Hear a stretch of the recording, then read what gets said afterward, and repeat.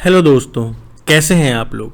आप लोगों का आप ही के चैनल इंटेलीकैप इन्वेस्टमेंट एकेडमी में बहुत बहुत स्वागत है। तो जैसा कि हम लोग जान रहे हैं, आजकल एक के बाद एक आईपीओ आ रहे हैं और इन्वेस्टर्स यहीं पे कंफ्यूज हो जाता है कि किस आईपीओ में पैसा लगाएं और किस में ना लगाएं, कहाँ पर लिस्टिंग गेन होगा, कहाँ पर नहीं होगा, कहाँ पर लॉन्ग टर्म इन्वेस्टमेंट करना है या नहीं करना है। तो इन सब चीज़ों को अगर आपको समझना है तो आपसे गुजारिश है कि अंत तक इस वीडियो को देखिए, मेरे इस चैनल को सब्सक्राइब कर लीजिए, शेयर करिए और लाइक कर दीजिए। मुझे आप लोगों के सपोर्ट की बहुत ज़रूरत है। तो अगर ये सब कन्फ्यूज़न आपको भी है तो चलिए जानते हैं कि हमें क्या करना चाहिए। तो बेसिकली कंपनी की प्रोफाइल की बात करें तो कंपनी जो है वो इनकॉर्पोरेट हुई थी 2001 में और कंपनी जिस एरिया में फंक्शन करती है वो है फार्मास्यूटिकल फॉर्मुलेशन और सीडीएमओ। सीडीएमओ की बात की जाए बेसिकली तो ये एक कॉन्ट्रैक्ट डेवलपमेंट और मैन्युफैक्चरिंग का काम है। ये क्या होता है बेसिकली कि आजकल स्पेशलाइजेशन का ज़माना है। जो बड़ी बड़ी कंपनीज हैं वो रिसर्च एंड डेवलपमेंट में फोकस करती हैं और वो लार्ज स्केल मैन्युफैक्चरिंग करने के लिए उतनी स्पेशलाइज्ड नहीं होती हैं। तो कॉस्ट ऑप्टिमाइजेशन के लिए वो इस फंक्शन को दूसरी कंपनीज को आउटसोर्स कर देती हैं। तो यहाँ पर जो विंडलेस बायोटेक है उसकी एक्सपर्टाइज जो है वो कॉन्ट्रैक्ट डेवलपमेंट और मैन्युफैक्चरिंग में है। तो वो मार्क्यू क्लाइंट से इस बिजनेस को लेके मैन्युफैक्चर करती है। ये इसका बिजनेस है और इसकी जो मेन एक्टिविटी है बेसिकली ये पूरी जो फार्मास्यूटिकल की जो लाइफ साइकिल है ना, उस सारे में थोड़ा जो लाइफ साइकिल के हर स्टेप्स पे बेसिकली ये कहीं ना कहीं प्रोडक्शन, मैन्युफैक्चरिंग, डिस्कवरी, लाइसेंसिंग हर स्टेप्स पे इन्वॉल्व है। जैसे कि प्रोडक्ट की डिस्कवरी, प्रोडक्ट का डेवलपमेंट, उसके बाद लाइसेंसिंग, उसके बाद कॉमर्शियल स्केल पे जो मैन्युफैक्चरिंग होती है, उन सारी जगह पे ये कंपनी जो है वो प्रेजेंट है।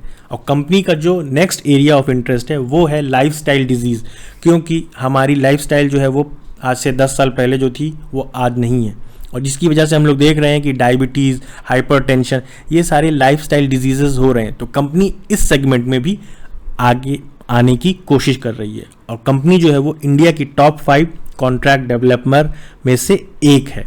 तो बेसिकली और आगे बढ़े इससे पहले हम लोग देखते हैं कि आईपीओ की क्या स्ट्रक्चर है कंपनी का। तो बेसिकली जो सब्सक्रिप्शन का जो पीरियड है वो अगस्त 4 को ओपन हो रहा है और अगस्त 6 को ये लास्ट डेट है इसकी अप्लाई करने की, जिसकी प्राइस बैंड 448 रुपीज़ है और अपर प्राइस बैंड जो है वो 460 रुपीज़ है, जिसकी फेस वैल्यू 5 रुपये की है।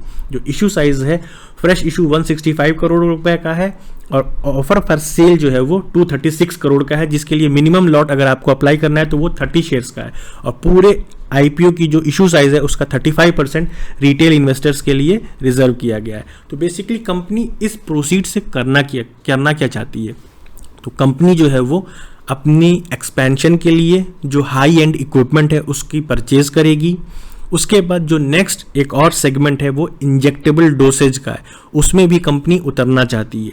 तो वहाँ पर कंपनी जो है वो कैपिटल एक्सपेंडिचर करेगी और उसके बाद जो जेनरिक एरिया से जो जन औषधि स्टोर्स है गवर्नमेंट के, कंपनी का प्लान है उसके थ्रू जो है एक्सपैंड करे। तो उसके लिए कंपनी को वर्किंग कैपिटल की रिक्वायरमेंट होगी। तो वहाँ पे भी कंपनी आईपीओ की इस प्रोसीड्स को खर्च करेगी और आईपीओ के बाद जो प्रमोटर की होल्डिंग है वो 78% से घट के 65% की हो जाएगी।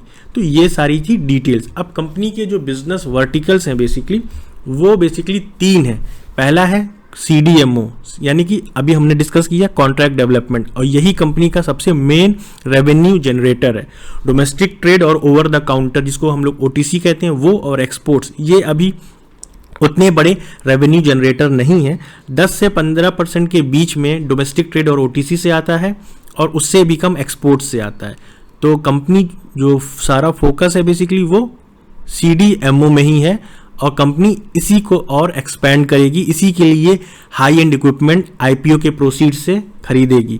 तो बेसिकली मैन्युफैक्चरिंग फैसिलिटी इनकी जो है वो देहरादून में है और जो इंस्टॉल्ड ऑपरेटिंग कैपेसिटी है टैबलेट और कैप्सूल के लिए वो 7 मिलियन से ज़्यादा की है, सैशेट और पाउच के लिए 54+ मिलियन की है और लिक्विड बोटल्स की जो प्रोडक्शन कैपेसिटी है वो 61 मिलियन की है। तो कंपनी की एक्टिविटी जो ऑपरेटिंग कैपेसिटी है वो तो काफ़ी अच्छी है।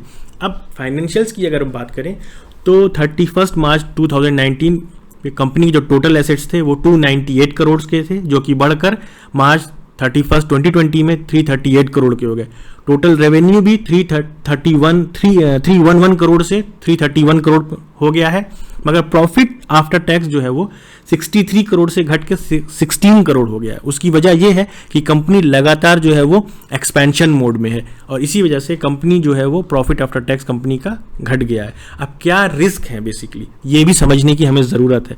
तो कंपनी हाईली रेगुलेटेड सेक्टर में है। क्यों? क्योंकि ये लाइफ सेविंग कैटेगरी है, इसलिए जो रेगुलेटरी बॉडीज़ हैं उनके रेगुलेशंस काफ़ी स्ट्रिक्ट होते हैं और उनका इंस्पेक्शन, इनकी जो फैसिलिटीज़ हो वो एक रेगुलर इंटरवल पे होता है। तो कंपनी को अपनी प्रोडक्शन के जो प्रोटोकॉल्स हैं उनका स्टैंडर्ड काफ़ी हाई रखना पड़ता है।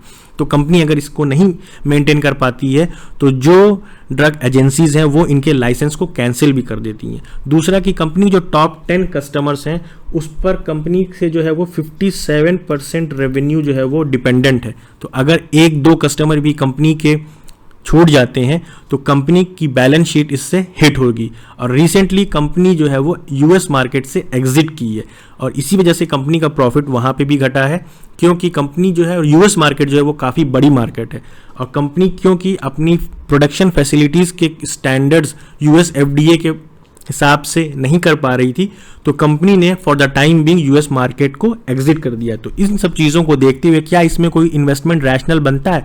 तो जो रिपोर्टेड फिगर्स हैं उसके हिसाब से कंपनी का जो ईपीएस है वो 8.7 बनता है और इसका जो वैल्यूएशन है वो 54 टाइम्स ऑफ द अर्निंग है, जो कि काफ़ी एक्सपेंसिव लग रहा है। तो I would like to avoid this IPO at this point of time. आप क्या करेंगे मुझे कमेंट सेक्शन में ज़रूर बताइएगा।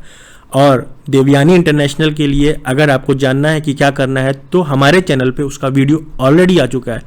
आपने देखा है? नहीं? अरे ज़रूर देखिए।